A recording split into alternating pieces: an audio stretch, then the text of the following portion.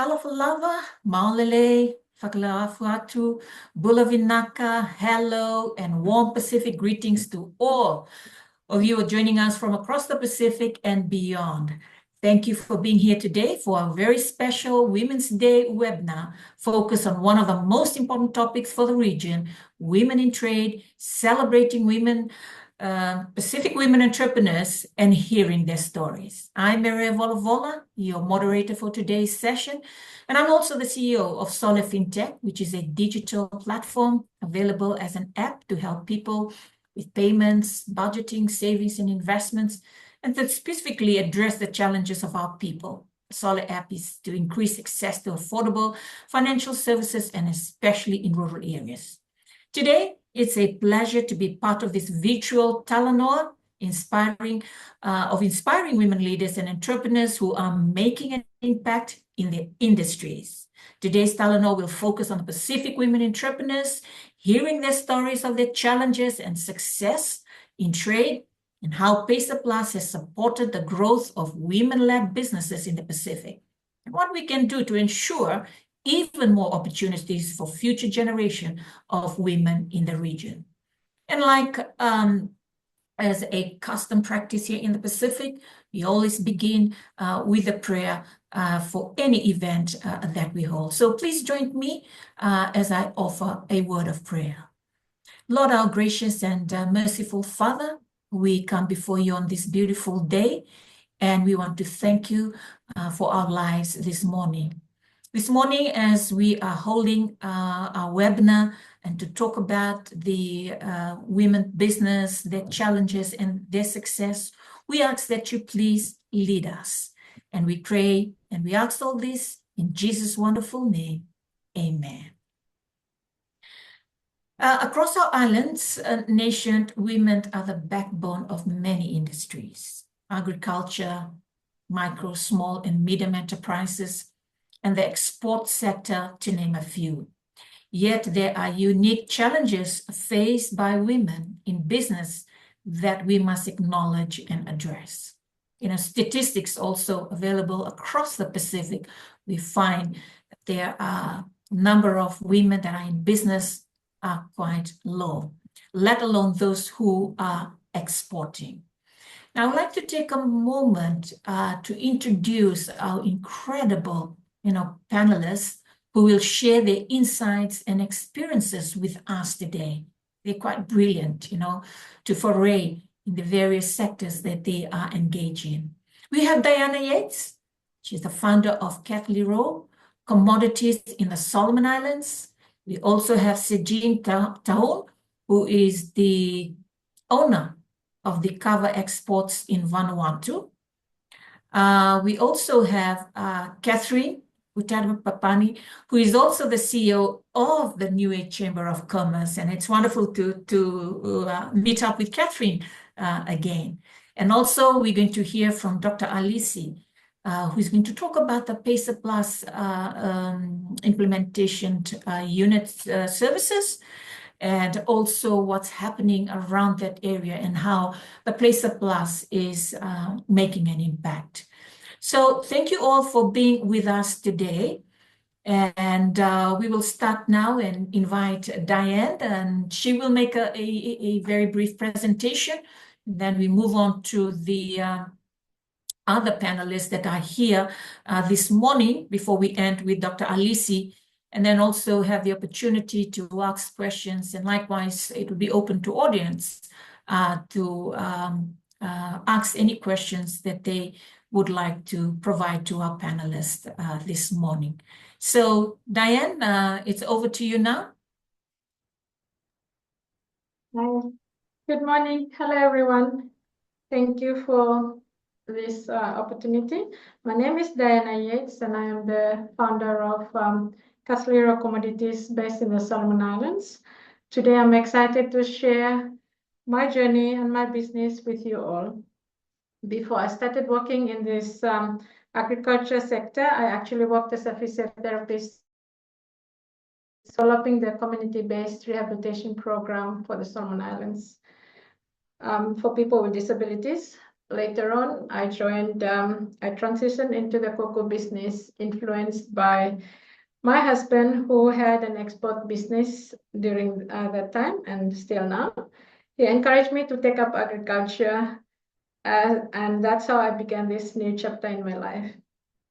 Caslero started in 2009, inspired by my husband's passion for agriculture and his belief that cocoa is a valuable product. And we registered the business in 2010, and the name Caslero comes from the initials of our 4 children, Catherine, Thomas, Lily, and Rosanna.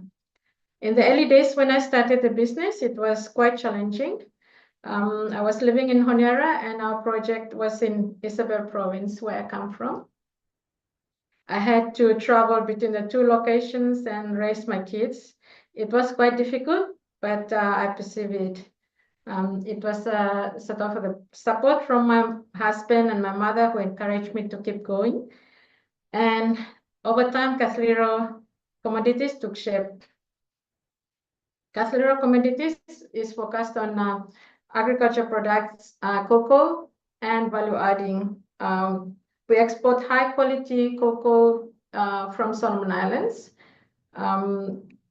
because cocoa is one of the important products in the country, and we emphasize into making sure that we enter the premium market, and we try to emphasize on making sure we do proper fermentation and the drying in order for us to get into the premium market. One of the key moments for me when I started the business was a trip I attended in Samoa, funded by PIPSO. During that workshop, we went to visit the Samoa Women in Business project, and I saw the women there. They were roasting their cocoa beans and pounding them and giving us to eat and drink. And there were some other products that they did during that visit. That actually inspired me. So when I came back, I decided to do the value adding. Also during that visit, we saw that cocoa industry, one of the presenters there was talking about cocoa being one of the biggest tourism thing in Caribbean. So that I shared that inspiration also with one of my female farmers, Grace Fekau, who's now doing the Amazing Grace in the Solomons. And that is also an inspiration from that PIPSO funded project that we attended in Samoa then. That was in 2017. A major goal for Caslero is to create jobs for the local community, especially for the younger generation, especially in Isabel, where I come from. There's a lot of young kids that drop out early at school. Unfortunately, it's quite difficult to get the younger generations to be motivated and to do agriculture. So, but we have the older group who reach out to us who actually needed funds to support their families. So they are part of our whole team. We are also committed to promoting sustainable farming. We help farmers. We've worked with local farmers in Guadalcanal to produce the premium beans that we export at the moment, and we do value adding. On top of that, Caslero also supports farmers to source market outside for the premium market. We help farmers assist them to get the beans out into the premium markets, and then assist them to export their beans into the premium market. We believe that we need to support the farmers. We need to give them tools and knowledge for them to be able to sustain themselves. And also we believe in sustainable farming, and that's sort of the main thing that we want the farmers to focus on. And we're very happy to and thankful to the farmers in Guadalcanal who have been part of us all through, and help us. And without their products, we actually won't be able to produce the premium beans and do our value adding that we are doing. To my fellow Pacific women entrepreneurs, I want to say embrace the challenges that we face. Starting a business in agriculture is not easy, but it is possible with perseverance. Also, we need to work together, and there are organizations like PACER Plus, Strong Business, and other organizations that actually support entrepreneurs there. And with all of us working together, we will be able to achieve our dreams. Thank you. Thank you very much, Diane, for that brief presentation. So wonderful to learn and to know about the network and the connections that you've made across the Pacific that has enabled you and your husband to establish the business, and about developing premier products. Wonderful to hear that, and how you've helped the community in that regard. And so far, our next exciting speaker is Dr. Lani from WIBD, which is the Women in Business in Samoa, a very leading organization across the Pacific that has been helping women in business, and where a lot of learning journeys, exercise have been conducted to see what they have been doing and assisting the Samoan women and likewise the community. So without further ado, we'll invite Dr. Lani now, who is an Associate Director of WIBD, to make a brief presentation relating to the work that they are undertaking.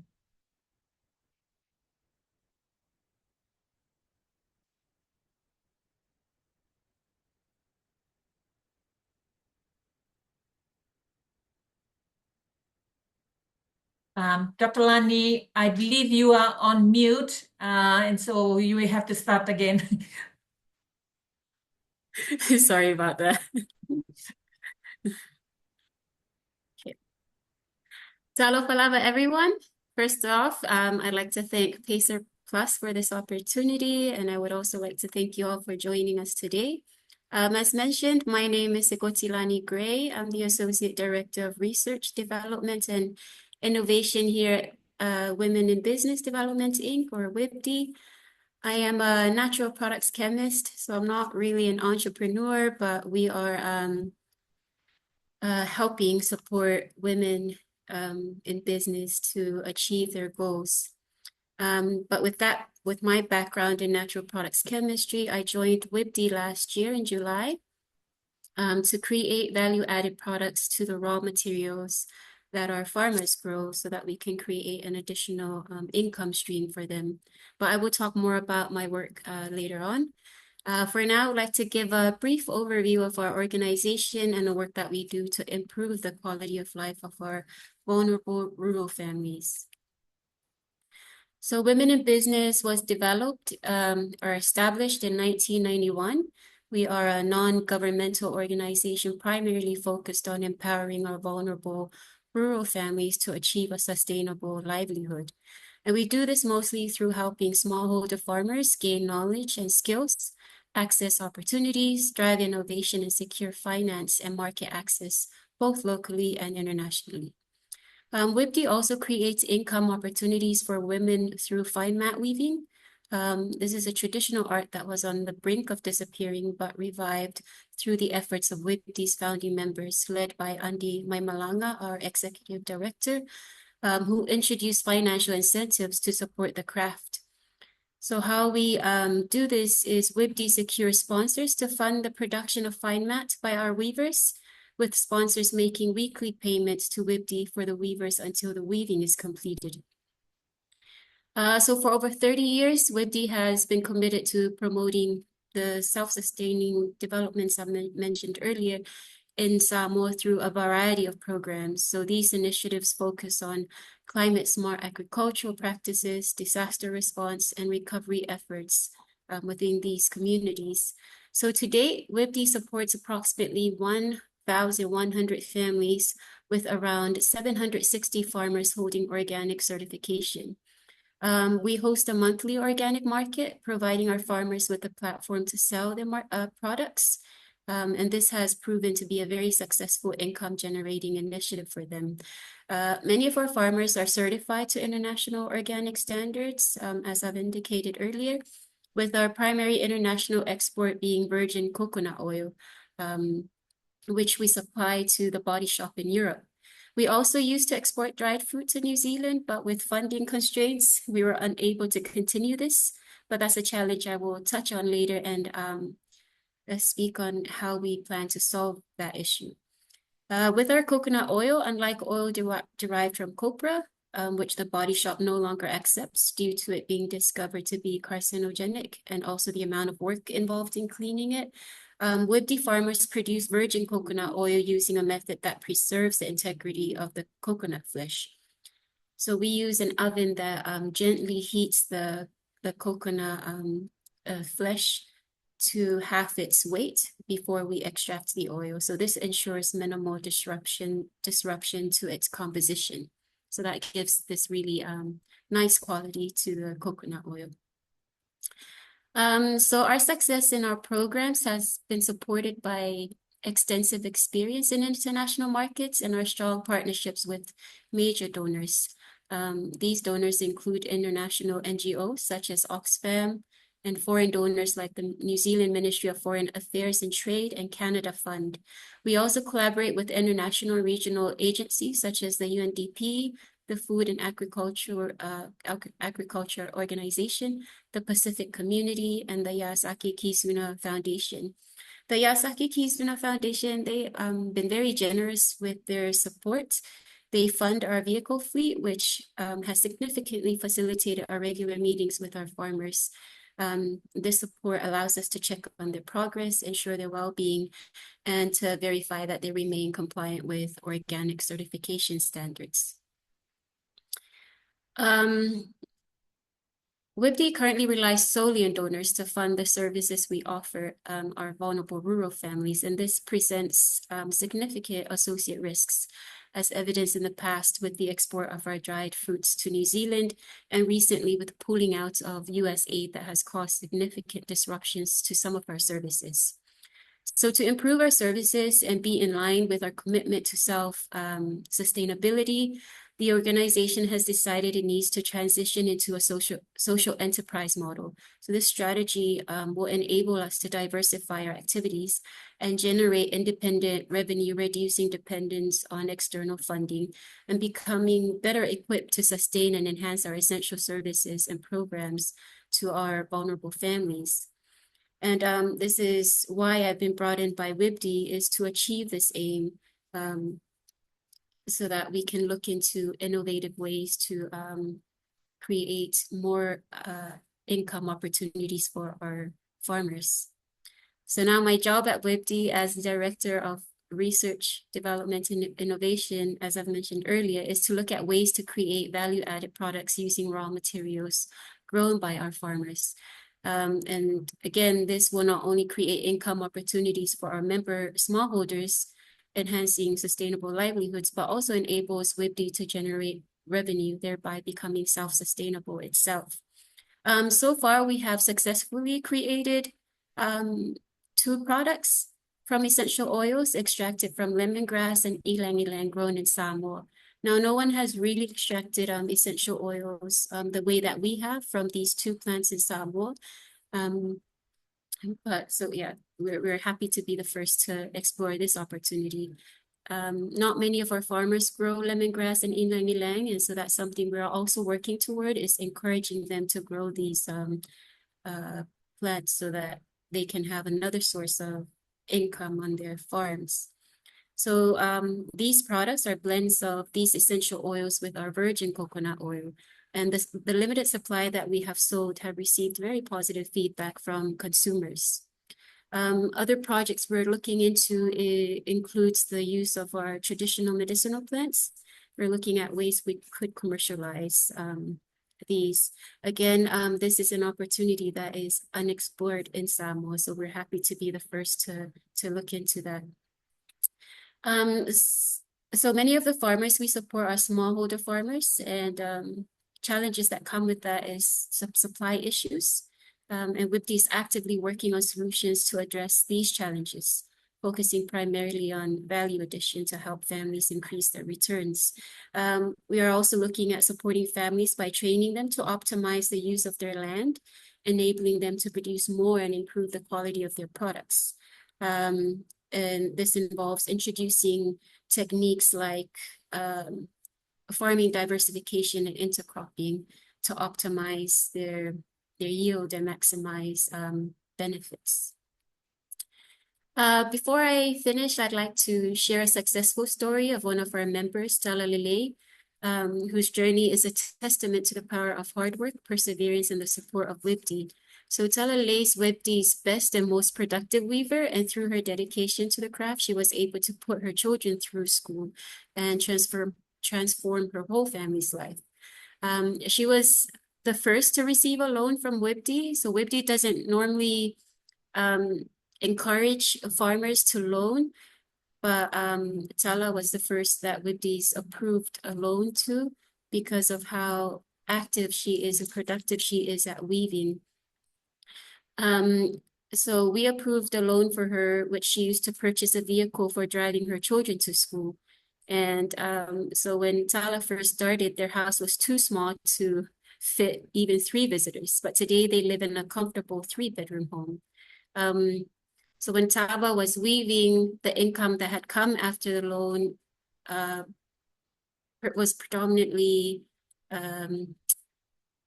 used toward making loan repayments.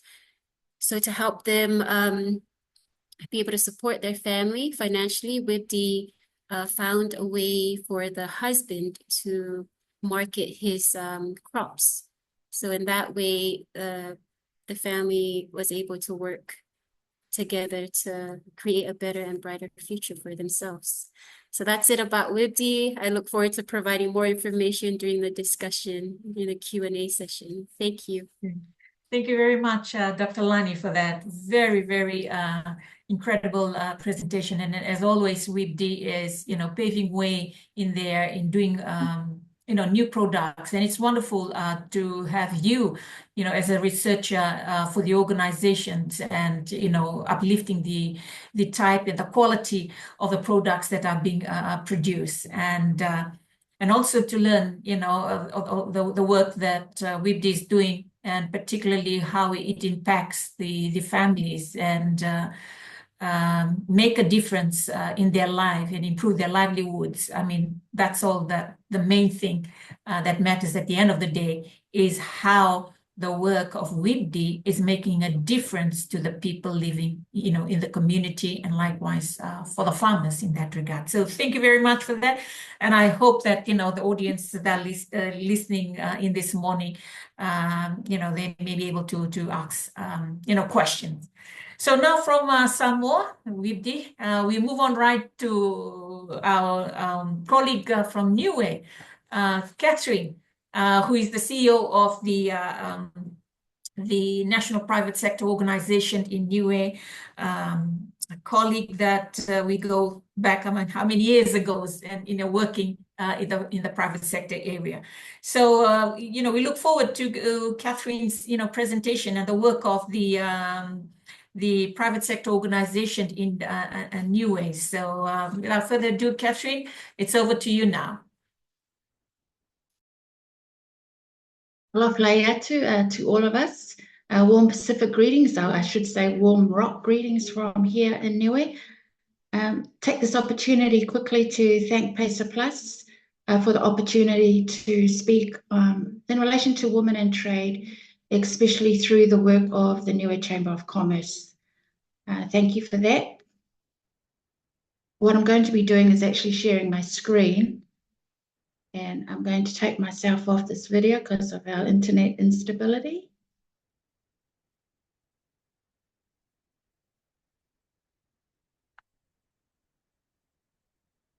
Can you see the screen?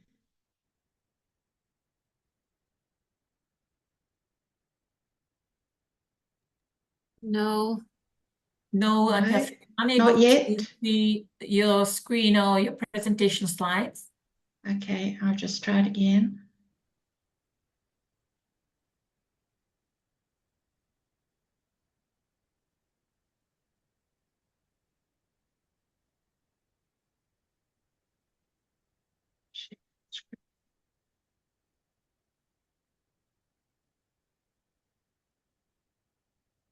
How's that? Yes, we got it. Great. Okay, so I'll briefly go through our slide. As I said, I'm the CEO for the Niue Chamber of Commerce, and I'm here to talk about the work we do with the women in business here on Niue, especially in relation to a trade focus. And as you can see, our women on Niue are bold, bright, and beautiful. This was a photo taken from the International Women's Day last year. And this is our annual business networking event, so we're looking forward to the next one with our women.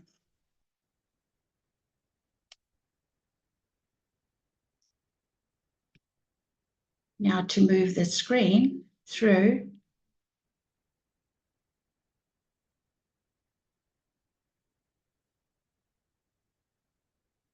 So just an overview of the Niue Chamber of Commerce. We are an NGO representing Niue's private sector. Our work is funded by New Zealand Development Assistance through the Government of Niue, and it only costs us people 50 New Zealand dollars for annual membership.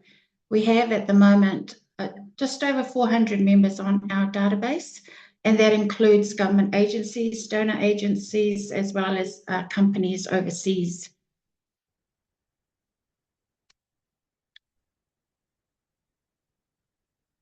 Niue Chamber of Commerce is also governed by a board, and the operations are carried out by the team in the office, our secretariat. So that's our organisational structure. We can say we're a gender balanced board. We have 4 beautiful businesswomen in the board with our 4 gentlemen. They're all business people, and so they give us a ground perspective on things in relation to the private sector and businesses and what the issues and challenges that they go through. And this is my beautiful team who I couldn't do any work without. They're very hardworking. I've got Charlotte. She's our finance membership and marketing. She also acts as 2IC when required. We have Myrtle. She's our projects and education coordinator, very much involved in our entrepreneurship education, building the next generation of private sector through the education system in the schools. And then we have Carrie Ann, our office administration and coordinator. She also manages our trainings venue. As you can see, our membership in Chamber actually is a very balanced membership with female-owned businesses very close to male-owned businesses. And this is just to set the landscape, because we all know our little island Niue, we only have a population of 1,681. So for us, relationships for working partnerships is extremely important. It's important because it's going to help not only all our businesses, but also with a focus on our women in business. We at NCOC have a strong working relationship with PACER Plus, Farmer Plus, and just have now developed a new working partnership with Business Link Pacific.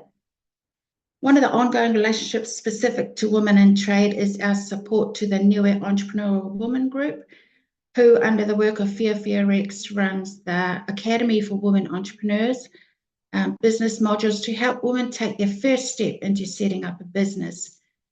Niue Chamber of Commerce then provides support with learning modules and resource material, and will continue to support the business as it continues throughout its business life.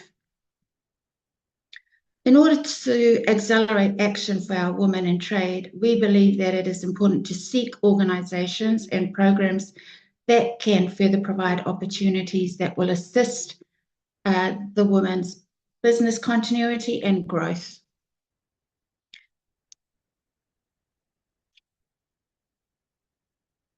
Through the PACER Plus Association, we've had a lot of dealings with PACER Plus in a lot of our frameworks, strategy, help, labour mobility, and digital trade and creative industries that are coming up.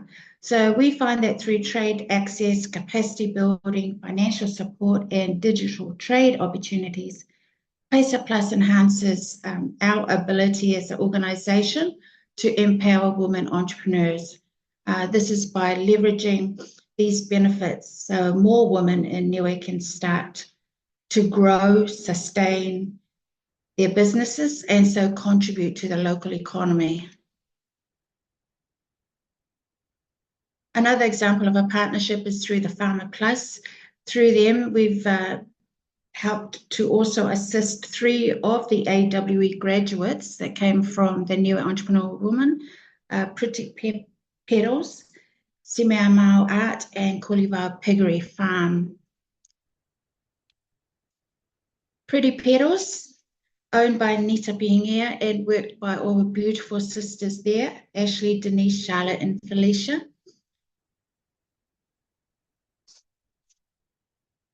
It's more than just a local florist. It also provides a really heartfelt way for overseas customers to send bouquets and gifts to the loved ones in Niue for those special occasions. She's also a proud supporter of other women in business. So she collaborated with another female entrepreneur on Niue, Levy Art, to create some custom printed labels onto their printed fabric. And as you can see, I don't know if you can see it clearly, but it was actually PACER Plus, which created the PACER Plus uniform.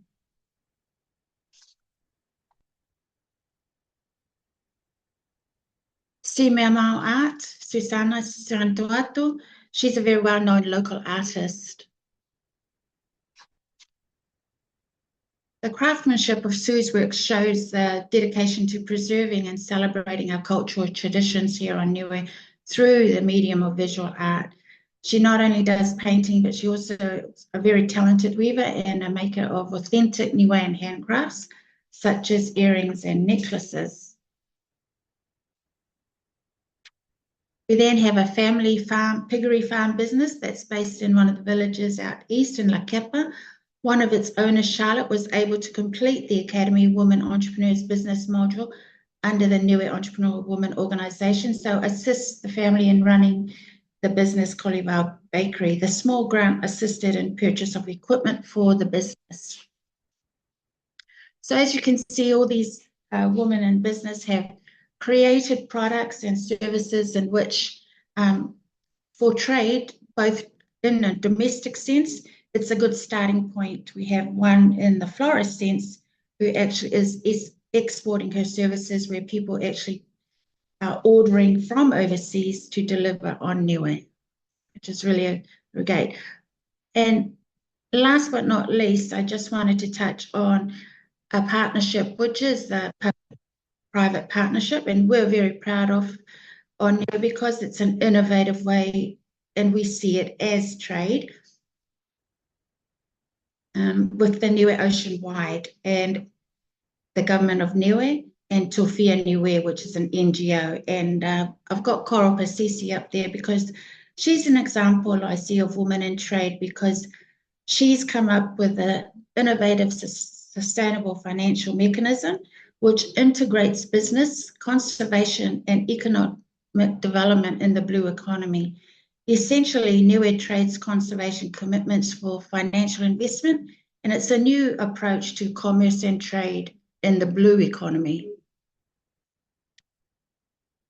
And if you're interested in purchasing one, there's an overview of the ocean conservation commitments. You go to niueoceanwide.com and have a look at that. So the OCCs allows individuals and businesses worldwide to support Niue's marine protection efforts in exchange for a sustainability-backed product.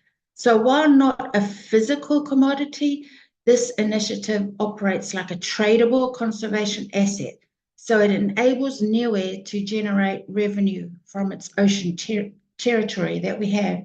So that comes back into the community and keeps assisting the private sector, women in business, vulnerable groups, education. So that's just some of the work that we do here in the Niue Chamber of Commerce. And we'd just like to take this time to wish everyone happy International Women's Day.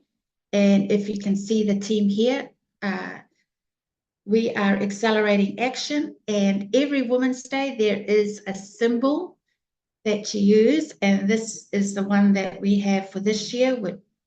It's the campaign, the international campaign symbol.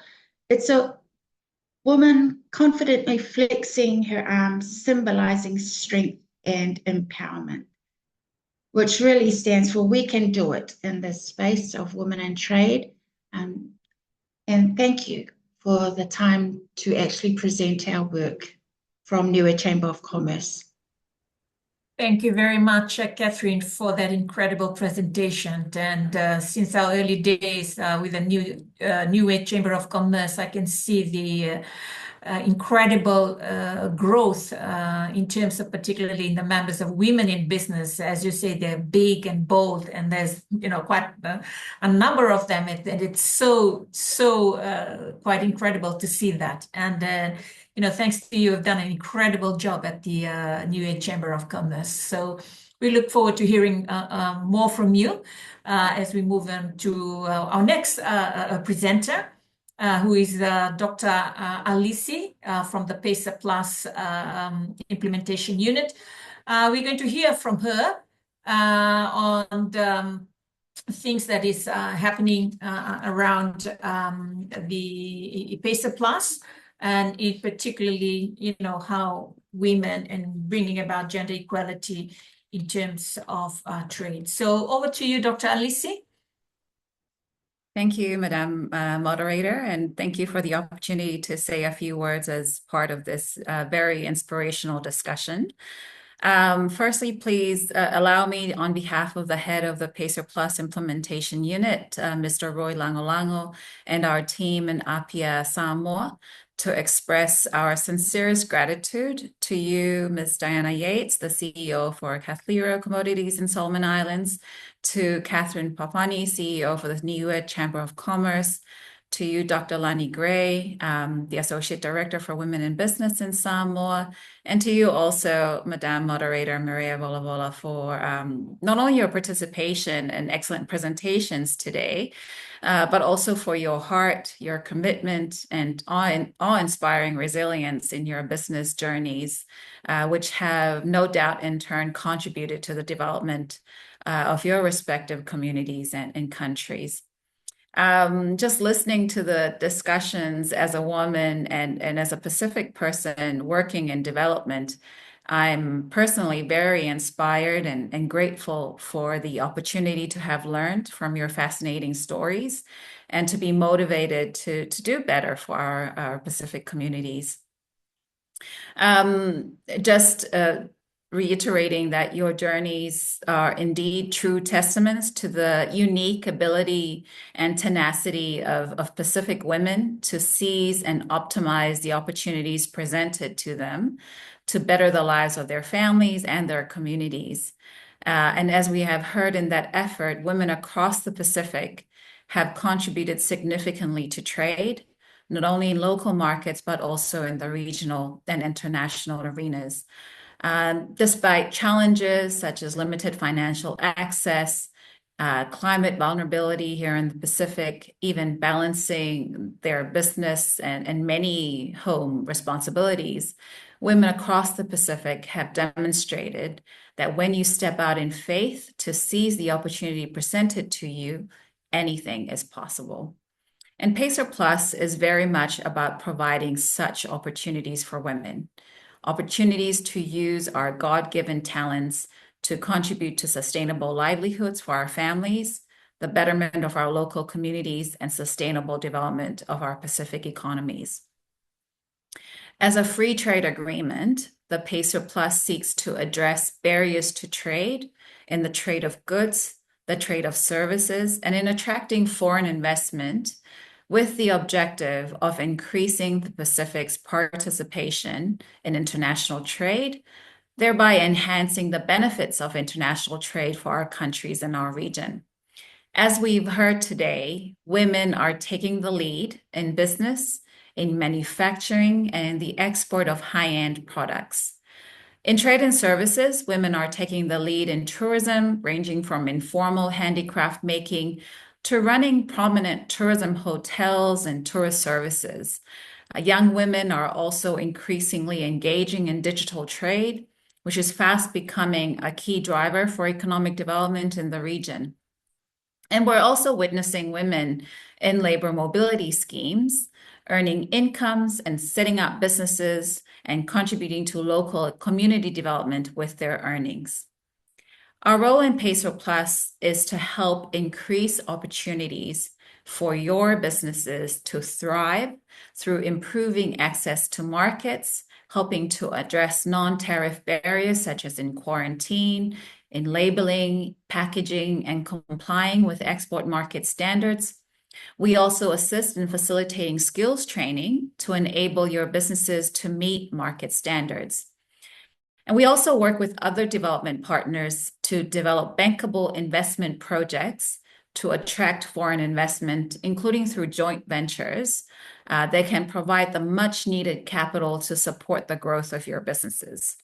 And lastly, but definitely not the least, we work very closely with your respective governments to address regulatory barriers and to develop strategic plans that can create enabling environments for your businesses to thrive and grow.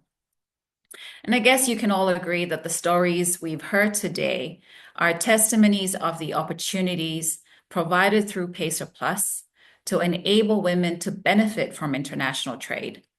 We look forward to supporting more women in business in the future who can also share their riveting stories to continue to inspire others to contribute and make a difference in our Pacific communities and in our region. And with that, Whawhetai Telelava again to the panelists, and thank you all for tuning in today. Thank you, moderator.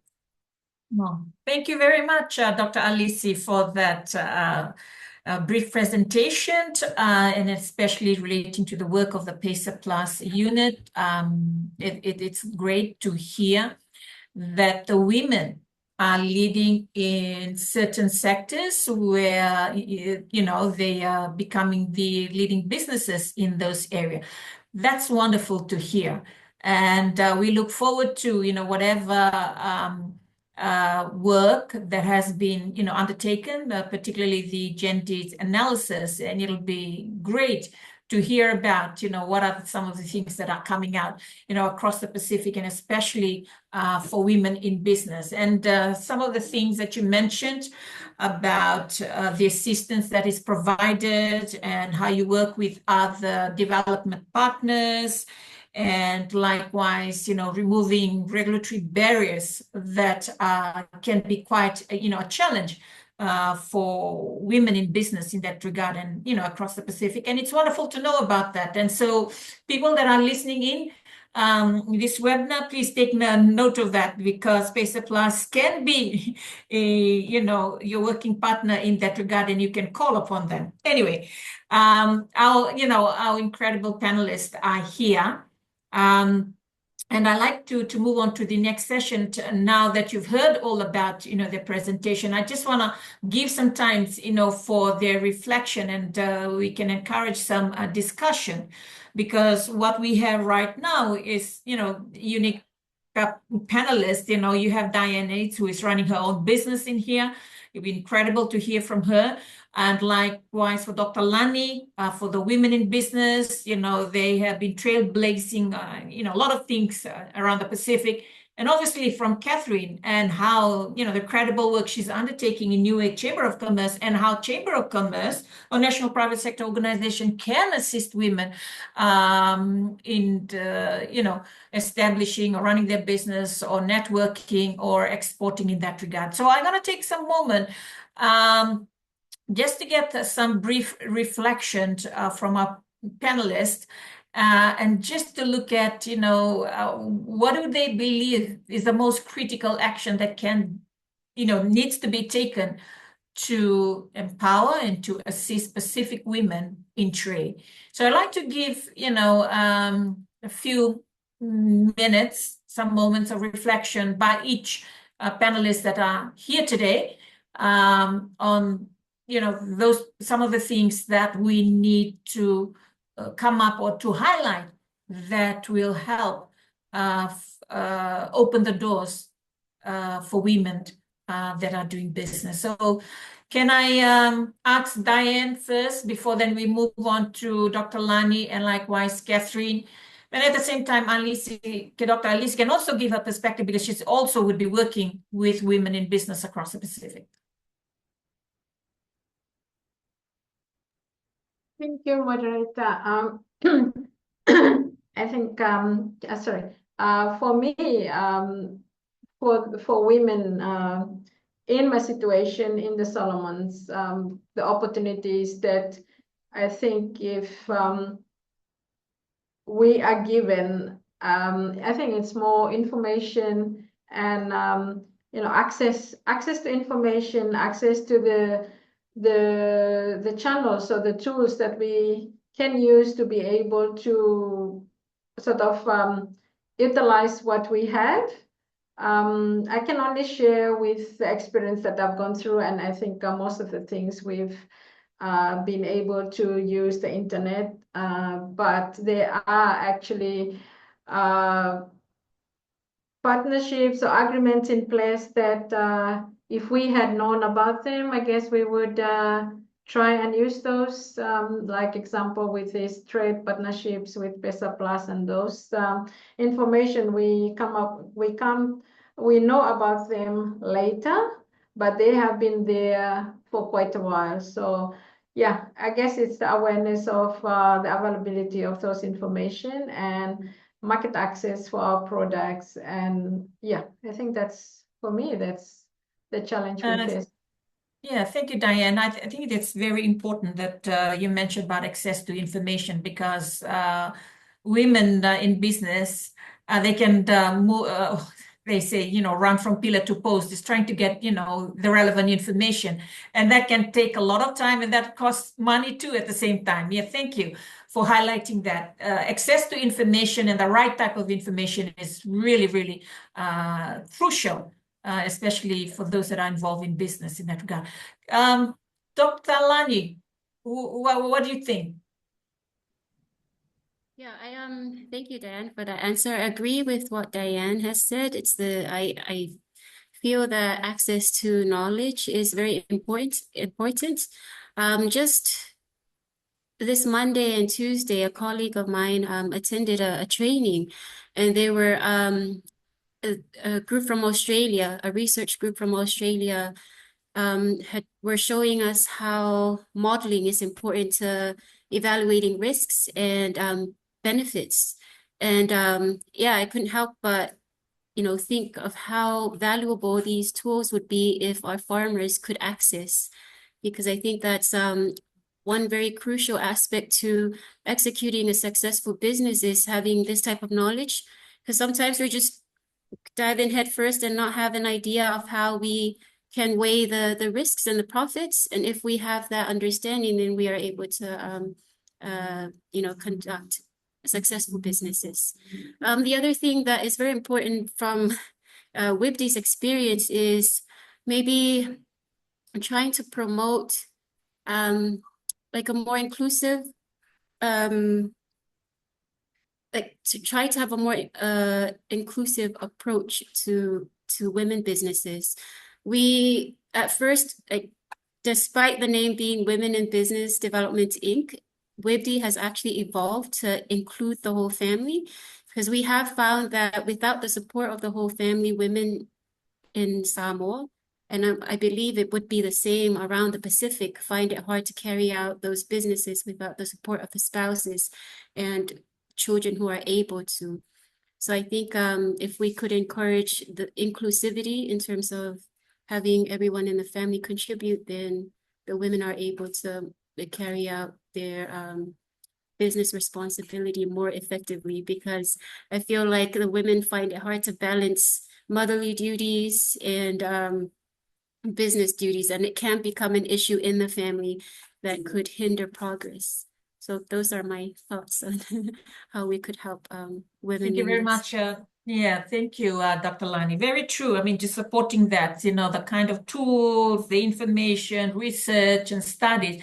These are very full, very helpful information that women, who's doing business, they can have access to, rather than them going through the business only to find.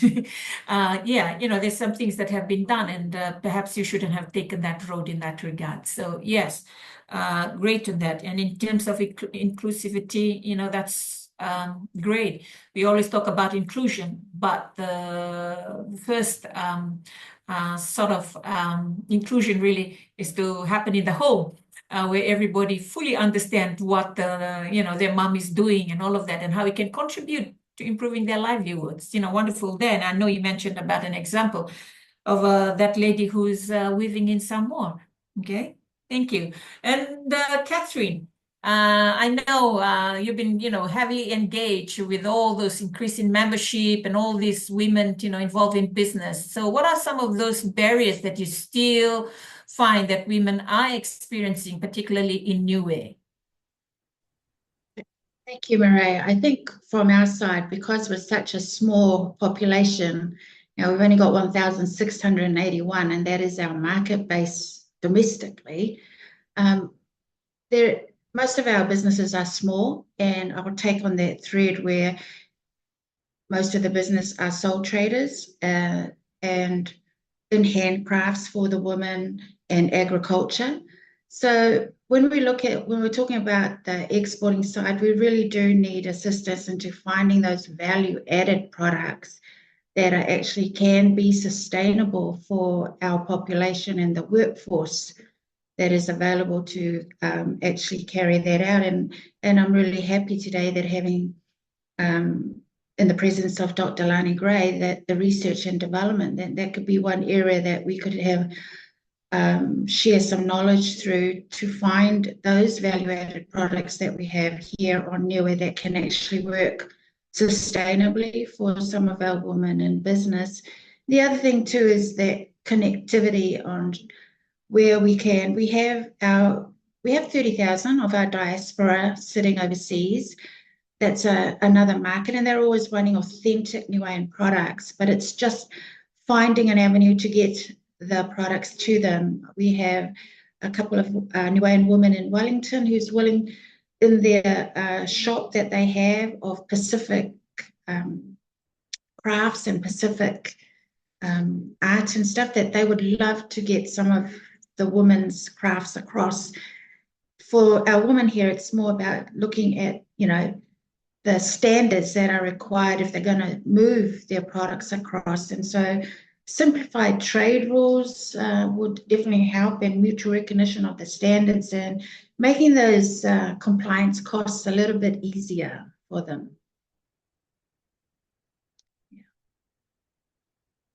Thank you very much, Catherine, for that. And I know you have a large diaspora community up in New Zealand, and making that business connection with them. I believe it will, it provides a business opportunity in that regard. And also in terms of the need for, research and those kind of studies to be available, definitely. And we can see how that can help, particularly in the case of WIBD in this regard. So we can hear now from Dr. Alisi, in terms of the work that they are undertaking in PACER Plus, what are some of the critical challenges that they may have observed or they have found out, particularly for women in trade? Thank you. I guess just listening to the issues that that have been shared in this conversation, it's clear that there is a need for coordination, and especially amongst women who are leading in business, who are also leading in government, and who are leading in organizations that support business development. I think I would like to emphasize the need for us women who are in these different spaces to work together to address the issues that have been raised. For example, what Catherine was saying in terms of the specific barriers to trade, that's very much embedded in regulations. And so we need to work together with government to address those regulatory barriers. And then when it comes to information access, there's different tools that we can look into, whether through government or whether through media.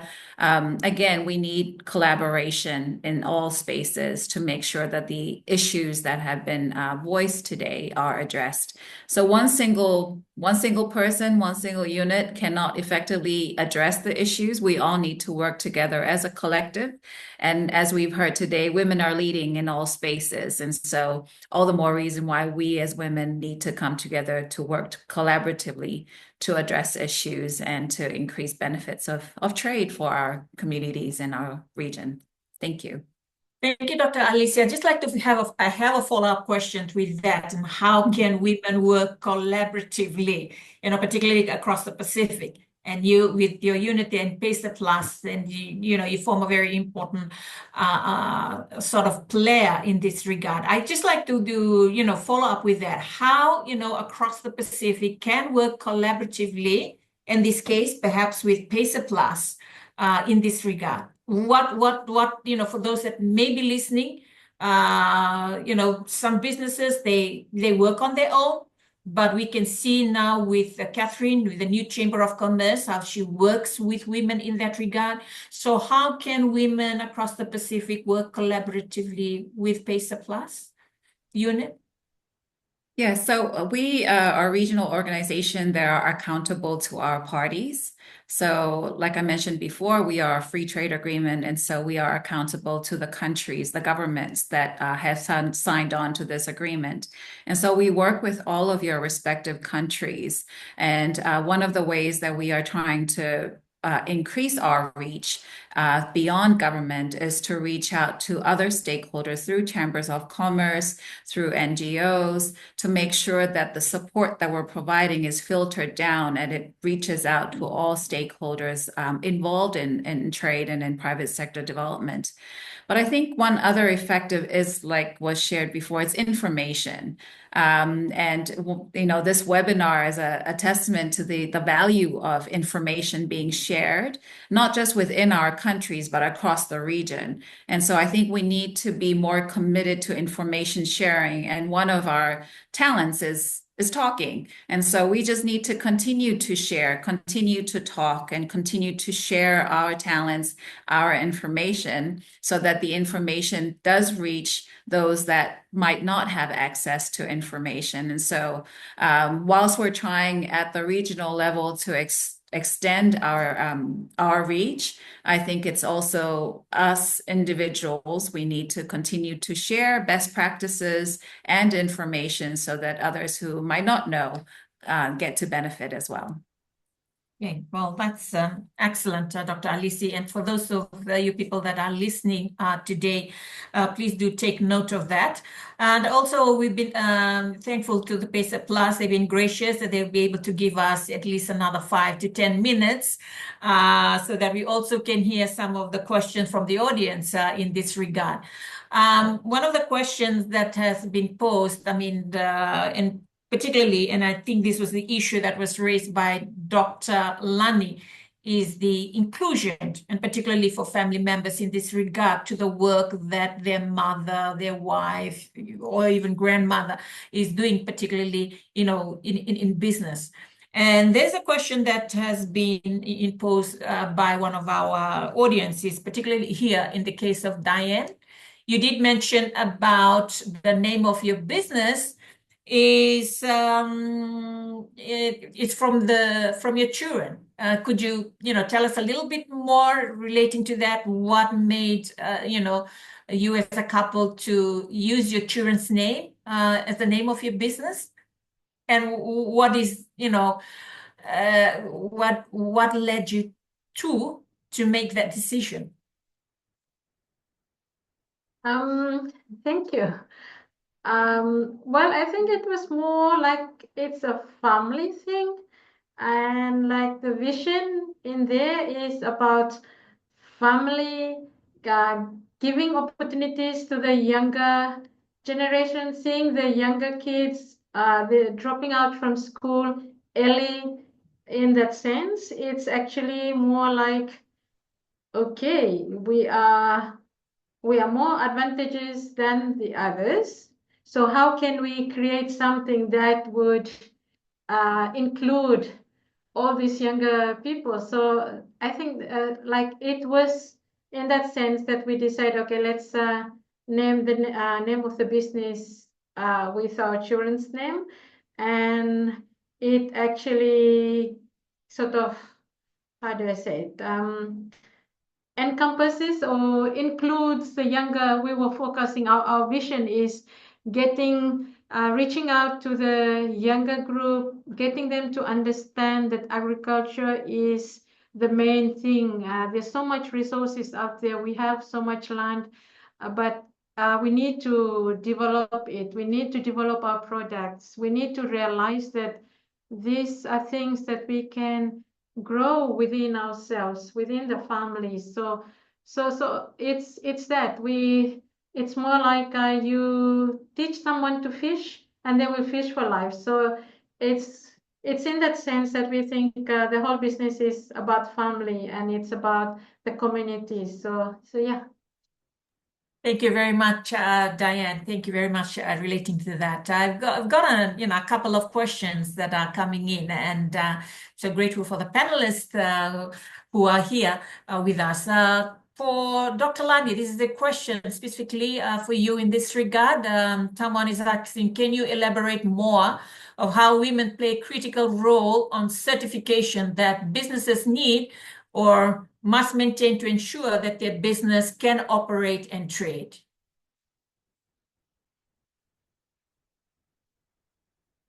Otherwise, I could repeat the question again, how women play a critical role in terms of certification that business need to ensure that their business can operate. So whether it's HACCP certification or any different type of certification that, required.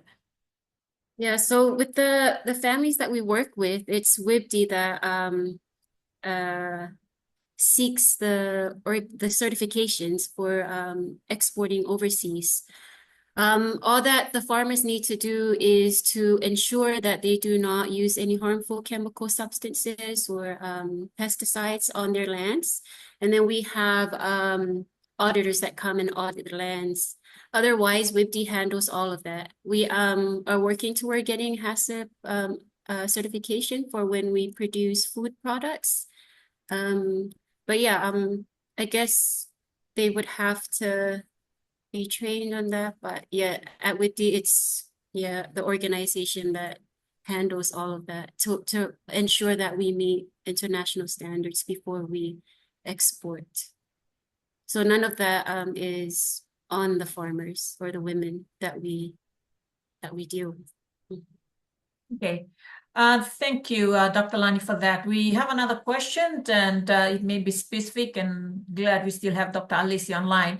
There's a question that comes in. Do you think there's room for Pacific Island nations in free association with New Zealand, like the Cook Islands and Niue, through the PACER Plus program to work together to collectively supply crops to New Zealand? So, Catherine, this is something you may wish to address this, and you may answer this. And with Dr. Alisi, could that improve the orange economy benefits to the PACER Plus program? So over to you to Catherine and Dr. Alisi. Happy for you, Catherine, to start, and I can add, or otherwise.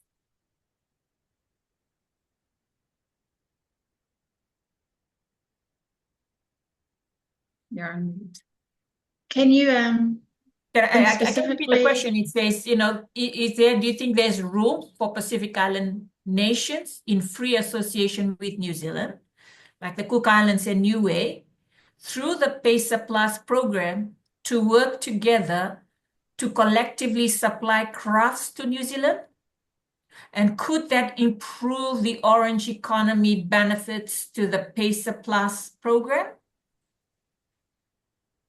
I personally, I think that's a great idea, because if we're talking about volumes and pulling everyone together into a way that it would solve the compliance issues at the borders, then most definitely. And because these countries are in free association with New Zealand there through the PACER Plus framework, it is to simplify the act and make it easy for our businesses to enter into those markets. But I guess it's just finding the start point of how we can do that, and more importantly, so to maintain that sustainably over time. And just to add to what Catherine has said, under the PACER Plus, Niue and Cook Islands, as well as New Zealand, are parties. There are individual parties of the PACER Plus agreement. And so wherever there are opportunities for trade, including of creative arts, those opportunities are available. But in order for Niue and Cook Island artisans to access those opportunities, we had to address supply side constraints as well as market access constraints. And so those are the areas that I had, addressed in the note that I had mentioned. We need to look at how we can comply with market standards in New Zealand. We need to ensure that supply is consistent so we can retain the market. And so those are things that we need to look at from a market development, market access, as well as supply side to trade. But those opportunities are very much why PACER Plus is in existence. And so we're here to help facilitate that level of trade. Thank you. Thank you very much, ladies. I know questions are coming. Just another one is that question is particularly after the first FESPAC in Hawaii just last year, the first after the COVID. One of the things that they're saying that one of the most affected areas was the traditional craft practitioners. And the question is, how can the Pacific PACER Plus program help to address some of these challenges for the nations that have signed up to the PACER Plus program? So, Dr. Alicia, I believe you can respond to that. I would like to just respond by emphasizing the importance of the culture and creative industry as a service sector under PACER Plus. And this is increasingly being recognized as a potential key driver for economic development. I think the Pacific Festival of Arts that was held in Hawaii is an opportunity of showcasing, so marketing of what we have in terms of that service sector. That in terms of promoting that industry is where PACER Plus can support. But in terms of access to the US market, I'm not too sure if that's where the question is coming from. This is a free trade agreement for just the Pacific and Australia and New Zealand, but I'm sure the efforts that we make in terms to first access the markets like Australia and New Zealand will help us to then further access other markets such as the United States. Okay. Well, thank you very much for that. And this is the last question. Diane in her presentation mentioned about her trip to Samoa to WIPD to go and see what products and things that are happening in that organization.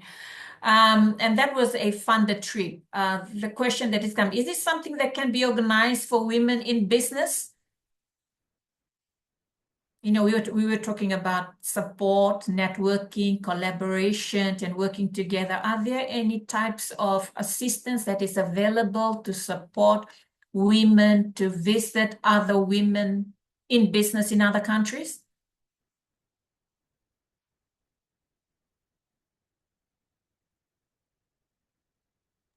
I suppose a visit, or is it because there are expos as well for promotion of products.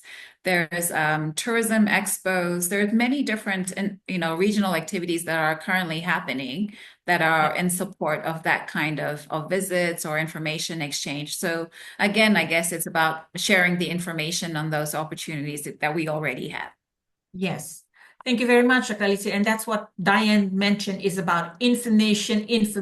And the whole question is, where can we get this information? So looking forward that there's something perhaps can be done where women in business can have access, whether through their new with their Chamber of Commerce or the National Private Sector Organization, or with other development agencies in the region, and likewise with PACER Plus. And otherwise, the women will be moving from pillar to post, just looking for what assistance that is available there in the region. Ladies and the panelists that are here, I've just got two comments who want to thank you, especially for the panelists that are here today. Feedback are coming is amazing presentation, and they appreciate you all for taking the time to present here. And also there's a number of, like I said, audience that are listening in today. Yeah, they really, really appreciate your sharing, your experiences and your journey and all the challenges, running a business organization, and running the chambers of commerce, and likewise to our friends from PACER Plus. Ladies and gentlemen who may be listening in, we are coming to the end of our session this afternoon now. And we like to thank you all for taking your time to listen to this webinar of these extraordinary women that are here. And we sincerely wish them all the best in whatever endeavors that they are undertaking now. And also would like to give our sincerest thank you to PACER Plus and Dr. Alisi and Wame and the team for organizing this. And all the ladies, Diane, Dr. Lani, Catherine, thank you so much for being in our panel for today. And that brings this webinar to an end. Thank you very much, moderator, and thank you to everybody. Thank you. Thank you so much, PACER Plus, and thank you, moderator, and thank you. Yes, I was going to say Happy International Women's Day. I think we should all do the sign. Oh, yeah. The strength of a woman, huh? Thank you all. Thank you. Thank you. Have a good Thank day. you. Thank Yeah, you all. bye. Yeah. Bye. Bye. Mhm.